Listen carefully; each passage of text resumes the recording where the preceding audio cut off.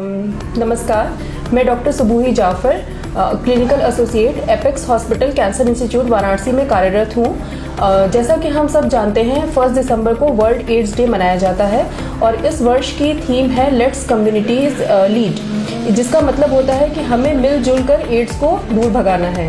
हम इतना फोकस क्यों करते हैं वर्ल्ड एड्स डे पे? हमारा एम ये रहता है कि हम लोगों में जागरूकता बढ़ा सकें कि एड्स से कैसे बचा जा सकता है, उसका उपचार क्या होता है। आज मैं आपको ये बताना चाहती हूँ कि एड्स ऐसी बीमारी है जिससे एसोसिएटेड कुछ कैंसर्स भी होते हैं, जिनको हम बोलते हैं एड्स डिफाइनिंग मैलिग्नेंसीज, जिसमें मेनली आता है कपोसी सार्कोमा, सर्वाइकल कैंसर और हॉजकिन लिम्फोमा। उसके अलावा एनल कैनाल का कैंसर, वेजाइनल कैंसर, मुंह का कैंसर, लीवर का कैंसर, ये सब कॉमनली हो जाते हैं। ऐसा क्यों होता है? क्योंकि एड्स हमारी इम्यूनिटी को लो कर देता है। जब इम्यूनिटी लो होती है तो शरीर में कुछ इन्फेक्शंस होते हैं जो कि बहुत आसानी से हो जाते हैं, जैसे कि हेपेटाइटिस बी वायरस का इन्फेक्शन जो लीवर कैंसर करता है, ह्यूमन पेपिलोमा वायरस का इन्फेक्शन जो हमारा सर्वाइकल कैंसर, एनल कैनाल का कैंसर, मुंह का कैंसर, वेजाइना का कैंसर करता है। उसके अलावा कपोसी सार्कोमा बहुत ही कॉमन होता है। हॉजकिन लिम्फोमा होने के चांसेस कम से कम 20 से 50 गुना ज़्यादा होते हैं नॉर्मल पॉपुलेशन के कंपैरिजन में। तो हमें और ये हमारे लिए क्यों इम्पोर्टेंट है? क्योंकि एड्स पेशेंट में कैंसर का ट्रीटमेंट भी थोड़ा मुश्किल हो जाता है। इसमें एक वैल्यू होती है जिसको हम बोलते हैं CD4 काउंट।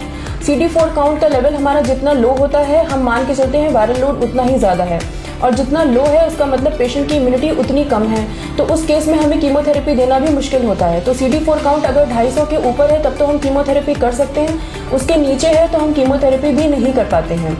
तो हमें क्या करना है कि हमें एड्स पेशेंट में जागरूकता बढ़ानी है कि पहला तो उन्हें किसी भी प्रकार के नशे से दूर रहना है, दूसरा उन्हें हेल्दी लाइफस्टाइल अपनानी है, मल्टीपल सेक्सुअल पार्टनर्स को अवॉइड करना है, एक हेल्दी डाइट फॉलो करनी है, रेगुलर एक्सरसाइज करनी है, और जो सबसे इम्पॉर्टेंट चीज़ है वो ये है कि उन्हें कैंसर स्क्रीनिंग फॉलो करना है।